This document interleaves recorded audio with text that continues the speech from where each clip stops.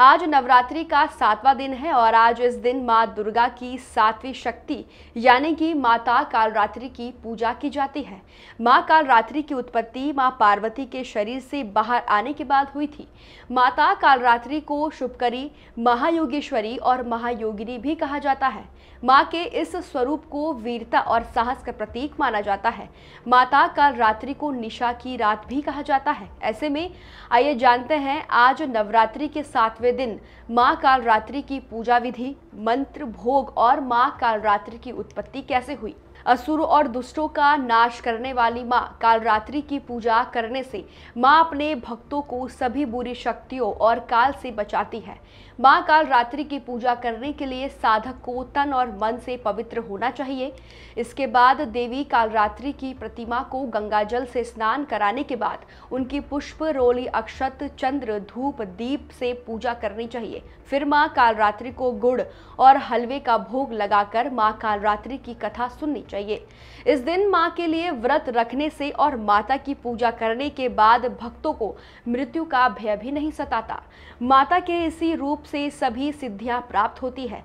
मां भक्तों के जीवन से सभी दुख दूर कर देती है और परिवार में सुख शांति का वास रहता है। शास्त्रों और पुराणों में बताया गया है कि मां कालरात्रि की पूजा करने से सभी नकारात्मक शक्तियों का नाश होता है।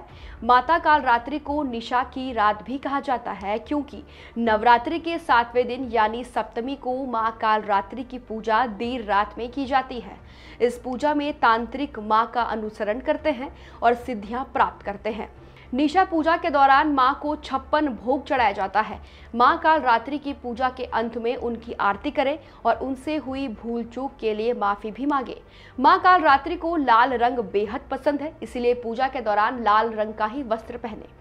मां कालरात्रि को गुड़ की खीर या फिर गुड़ से बनी चीजों का ही भोग लगाए। मान्यता है कि ऐसा करने से मां का आशीर्वाद भक्तों को जरूर मिलता है। मां कालरात्रि मां दुर्गा का 7वां स्वरूप है। मां कालरात्रि का शरीर अंधकार की तरह काला है।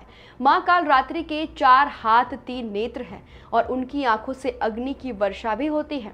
मां के बाल बड़े हैं और बिखरे हुए हैं। इनके सवारी गदर्भ यानी कि गदा है। मां कालरात्रि के दाहिने हाथ में तलवार और नर मुद्रा है और बाएं हाथ में ज्वाला और अभय मुद्रा है। मां का ये रूप शिव तांडव रूप में नजर आता है। देवी के इस स्वरूप को देखकर असुरी शक्तियां भी कांपती है। पौराणिक कथाओं के अनुसार माता पार्वती ने राक्षसों का वध करने के लिए देवी कालरात्रि का रूप धारण किया था। मां कालरात्रि की उत्पत्ति मां पार्वती के शरीर से बाहर आने के बाद हुई थी। पार्वती की त्वचा काली हो गई थी, इसीलिए उन्हें काली का नाम भी दिया गया है। मां कालरात्रि की उत्पत्ति चंड, मुंड और रक्तबीज जैसे विशाल राक्षस को मारने के लिए हुई थी, लेकिन वो पहले रक्तबीज को मारना चाहती थी, लेकिन उनके लिए ये मुश्किल था क्योंकि रक्तबीज को वरदान मिला था कि रक्त के एक भी बूंद धरती पर गिरने से कई सारे राक्षस जन्म ले सकते हैं। फिर जब मां कालरात्रि रक्तबीज को मारने लगी तो उसके शरीर से निकला खून पीने लगी। इसी तरह भीषण युद्ध में सारे राक्षस मारे गए और मां कालरात्रि अंत में रक्तबीज को भी मारने में सफल रही। तो दोस्तों, नवरात्रि में मां के 9 रूपों की उत्पत्ति की कथा जानने के लिए हमारे चैनल द कर्मा को सब्सक्राइब करें, वीडियो को लाइक करें, शेयर करें। धन्यवाद।